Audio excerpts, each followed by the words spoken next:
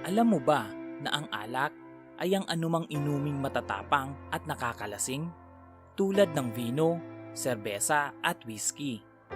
Sinasabing mahilig uminom ng alak ang mga Pilipino, kung kaya naman hindi nakapagtataka na mayroon tayong ilang katutubong uri nito.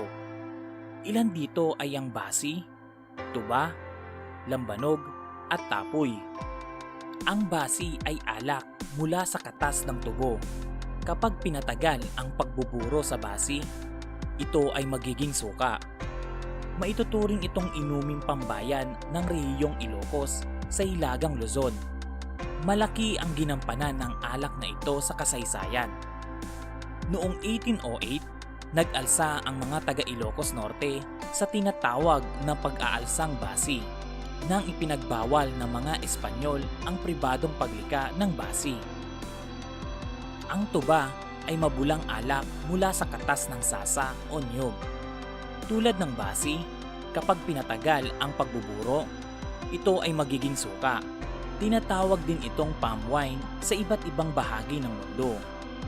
Tulad ng tuba, ang lambanog ay alak na mula sa katas ng sasa at niyog.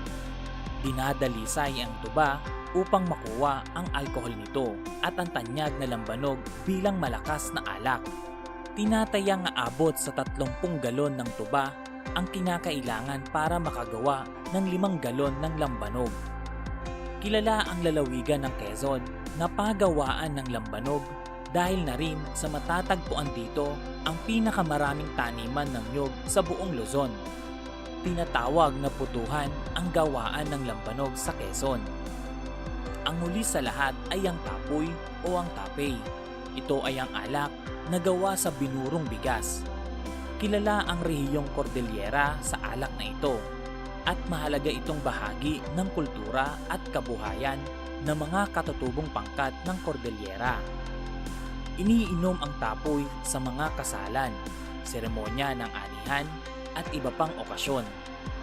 Hindi ito hinahaluan ng asukal at tubig. Ang paggawa ng tapoy ay isang tradisyon at ipinapasa ang kaalaman ukol dito sa bawat henerasyon.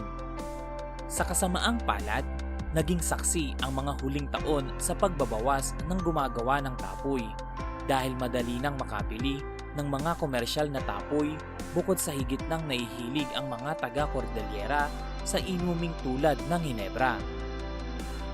Dahil na rin sa pag-unlad ng teknolohiya at pag-unlad ng panlasa ng mga manginginom, mabibili na ang mga katutubong alak ng Pilipinas sa iba't ibang lasa tulad ng mangga, strawberry, bubblegum at tsokolate. Gumagawa naman ngayon sa Pilipinas ng vine o wine na gawa sa prutas sa Pilipinas tulad ng atis, bignay, dalandan, duhat, guyabano, kalumpit, lipote, mangga, mangosteen, passion fruit, pinya, saging at sampalok. Mayroon ding alak na gawa sa kape. Para sa mga nagnanais na makahanap ng kasagutan sa inyong mga katanungan, maaari niyong i-browse ang aming mga videos. Dahil si Knowledge Power TV ay gumagawa ng mga paksa gaya ng kasaysayan, mga trivia, current issues, at video lesson. Huwag ring kalimutang i-like, mag-subscribe at i-hit ang notification bell para updated ka sa mga videos namin. Maraming salamat!